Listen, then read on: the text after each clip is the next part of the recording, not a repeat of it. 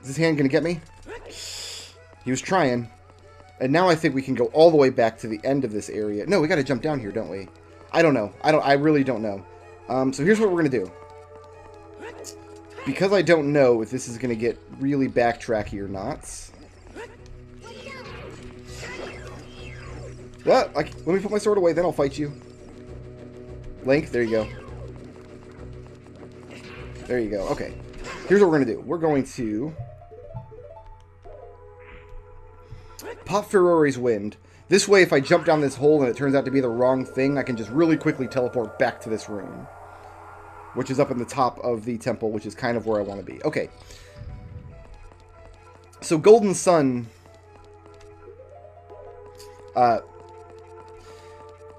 all of the dungeon interactions are based around synergy. Synergies are basically just magical Zelda tools. Okay? They're just... Oh, my sword's still out. Put that away. Link, there it goes. The idea being, you don't just have a hook shot. You have, say, thorn vines that you shoot out that are functionally identical to a hook shot. It'll grapple you up across platforms and things. Can we... Thank you. But it has that visual style to it that, oh, okay, they're thorn vines. It's a natural thing. It's a type of magic that interacts with particular kinds of plants or wood or whatever the case may be.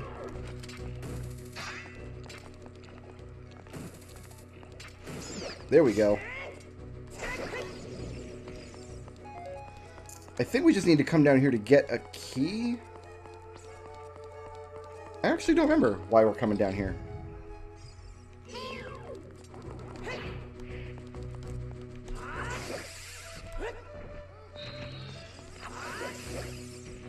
Oh, one left.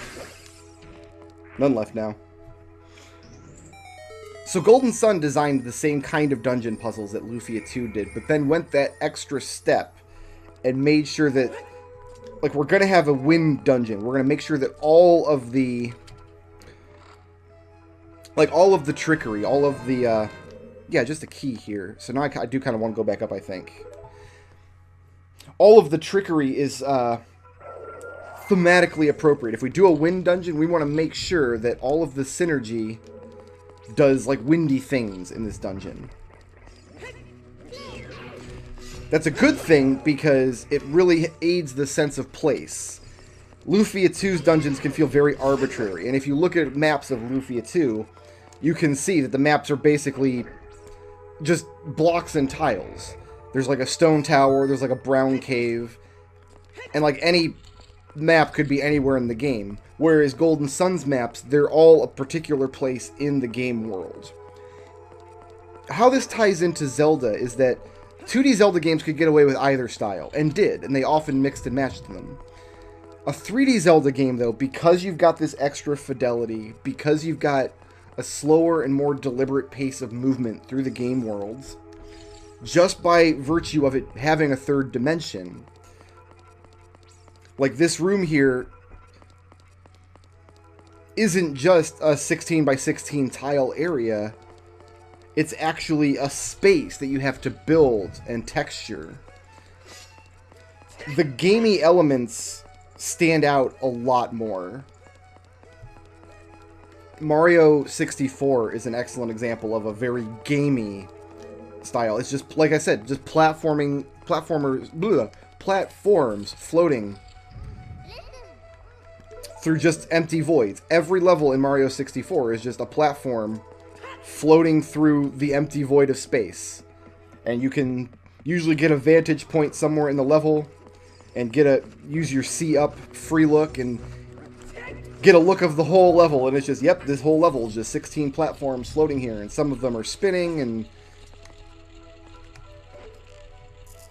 so we need to shoot that, but it's encased in ice. We need to shoot through the torch to create a fire arrow, which is an excellent puzzle, I think. But those kind of things stand out a lot more in 3D than they ever did in 2D. So every place we go in Ocarina of Time, every dungeon has a very strong sense of place. We went to Jabu Jabu's belly. It wasn't just a weird orange and pink cave.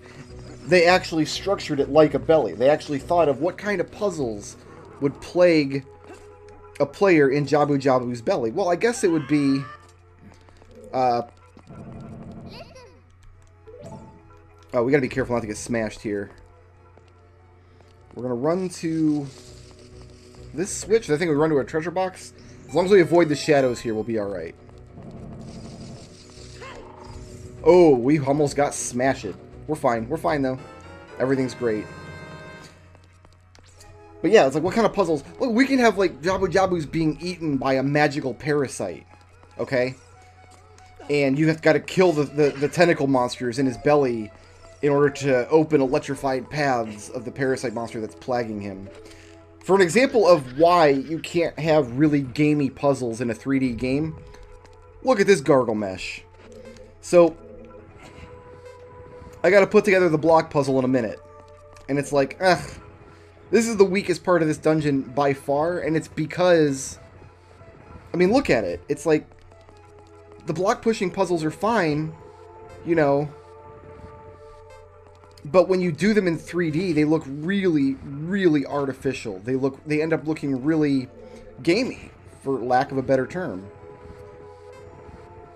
And same thing in the ice cavern in the previous videos where, oh, you walk into a room, you got to just collect all the little shiny bits and it'll open the door.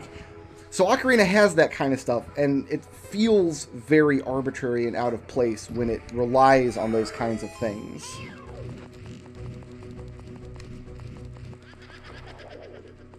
Most of the best puzzles in Ocarina of Time are spatial puzzles. They force you to consider the map you're in as a 3D space. What's above me? What's below me? What can I reach from here? What can I see from here?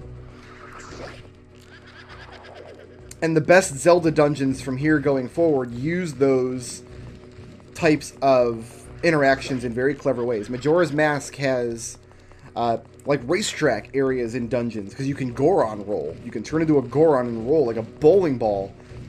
So some of the spatial puzzles in Majora's Mask involve creating tracks for you to Goron roll on. Okay, I can clear this block out of the way, and then at the end of this platform I can do a thing to make a ramp, and that'll get me up over. That game also has one of the best just purely spatial dungeons in the Zelda series. It has the Stone Tower, where the main interaction of the dungeon is you flip it upside down.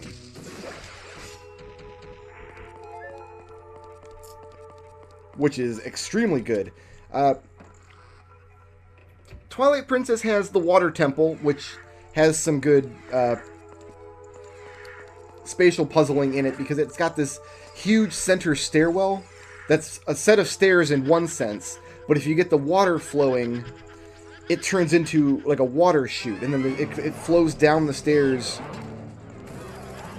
and like you can power water wheels and things and get you places in the dungeons. It would be the last guy I checked, wouldn't it?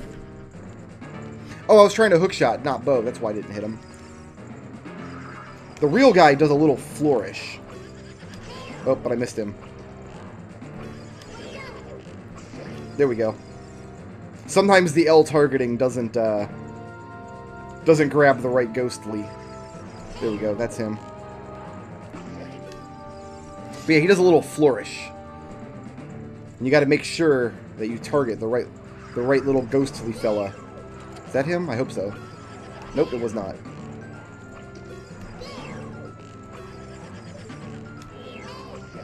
Whew, so I just had to guess. If you can fire 4 shots fast enough, I guess it doesn't matter which one's flourishing. That's not him. There he is. Haha. But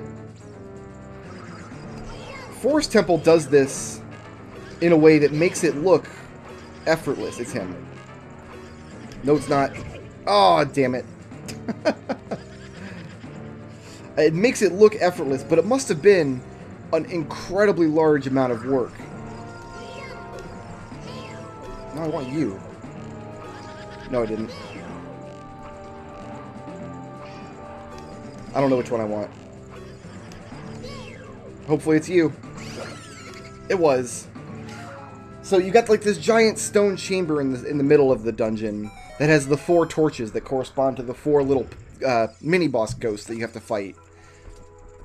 And just the way that the temple looks, like you've got the main floor that actually looks and is shaped like a temple, and the second floor with the 2 isolated wraparound areas, and then that little room over the entrance which hides a key. I missed that key the first time I played this dungeon. I got stuck in this dungeon and couldn't find the key. Had to actually examine my map. Oh, there's a level above me there. That's just the top half of that room. That's the kind of thing they were able to do. In Link to the Past, it was impossible to design a dungeon room like that. That was like, oh, we need to go to the top half of this room, because there is no sense of a top half of any particular room in A Link to the Past. If we push counterclockwise one more time, that should give us access to these violet carpets. Because you can't go up in Link to the Past unless you use stairs or ladders, which are incredibly obvious. What Ocarina was able to do is create ways that you could go up without being incredibly obvious, because sometimes it just involves you going out and looking up. Now we want to push... We'll just keep... I gotta go counterclockwise twice, I think. Because we want to open the blue path. And then I think we're done here. I think if we play around with this a little more, we can actually get a... There's a skulltula hiding here, but we've already got all the skulltula stuff that we're going to actually get. We'll still kill the ones that are stupid enough to make noise in my immediate vicinity.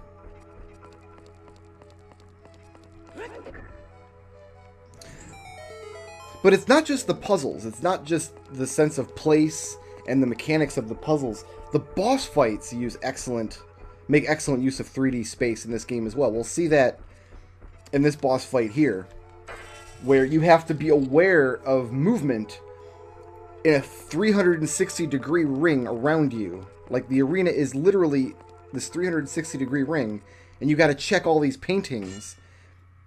And you can't check them all at once. You can only keep 2 of them, maybe 3, if we're talking about your periphery, in your view at once. If this boss existed in Link to the Past, it would be as easy as look at the part of the room from the one viewpoint we have, this top-down overhead tile-based map. Look for the one part of the painting that is making a thing, and then face it, and shoot your arrow there. So we're going to watch Phantom Ganon here. He's going to disappear into that painting. It looks like he's coming down this one here. Nope, he turned around. And he got me. The ideal, because he's got a fake Phantom that's coming down one path.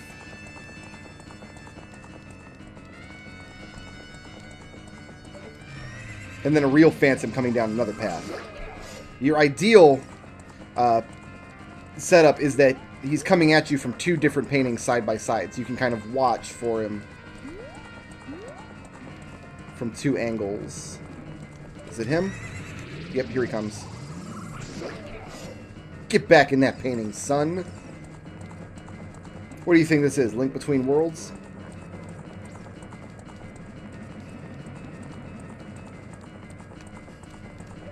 Looks like this is going to be... Nope. Whew! Just got to the side of that lightning stab there. Link Between Worlds is a great game. And, here we'll be able to see which one it is. Perfect. I really enjoyed Link Between Worlds, but it was very much a, hey, remember this game from your childhood? Remember Link to the Past and how good it was? You're really not supposed to have the Biggoron sword against this boss. I think they really expect you to come here directly after getting the hookshot. In fact, I think Navi will tell you to.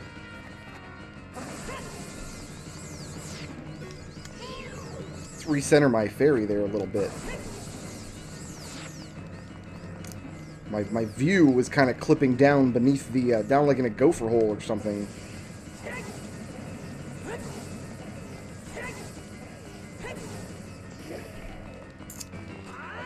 The little tennis boss thing didn't get any more complicated in 3D, because you got your lock on, so you basically just time your swing to knock the ball back.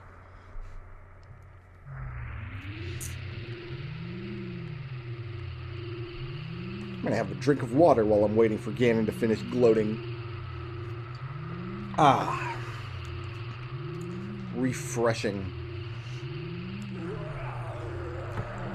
So the aesthetic of Forest Temple, that you have this ghost-filled haunted temple with evil paintings deep, deep in this forest that was supposed to be sacred to the Kokiri. That so many of the puzzles here involve looking at the verticality of the map. Oh, there's this little waterway down beneath us that connects these two rooms. There's 2 levels to each of the outside courtyard areas. There's the big wraparound area, the 2nd floor of the temple with the twisted kind of 4th dimensional Escher hallways. And then you had the one dumb block pushing puzzle where you had to jigsaw the ghost blocks together in a minute.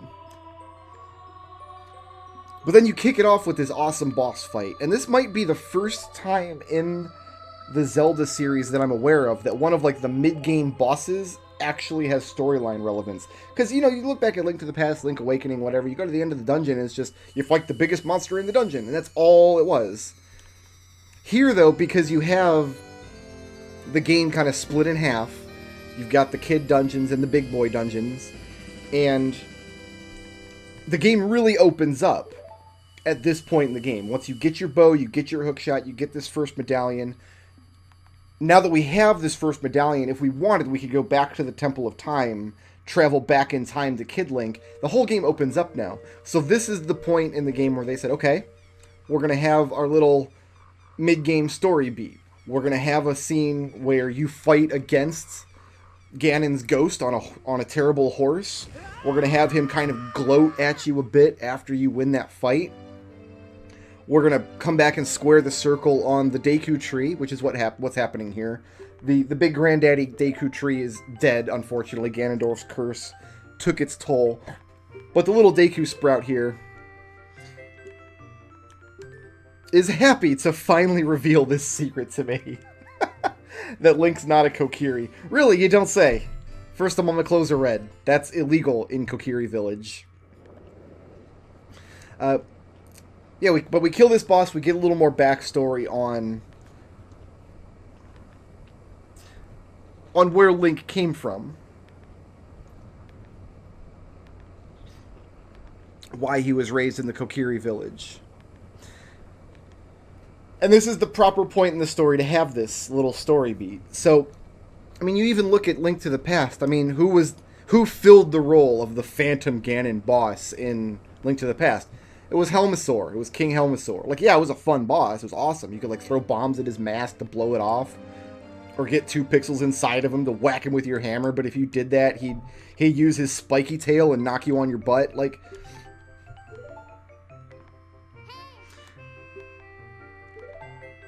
so I really like the Forest Temple thematically. I like it mechanically. It's an excellent dungeon all around. But it does not hold a candle to, by far, my favorite dungeon in The Legend of Zelda Ocarina of Time.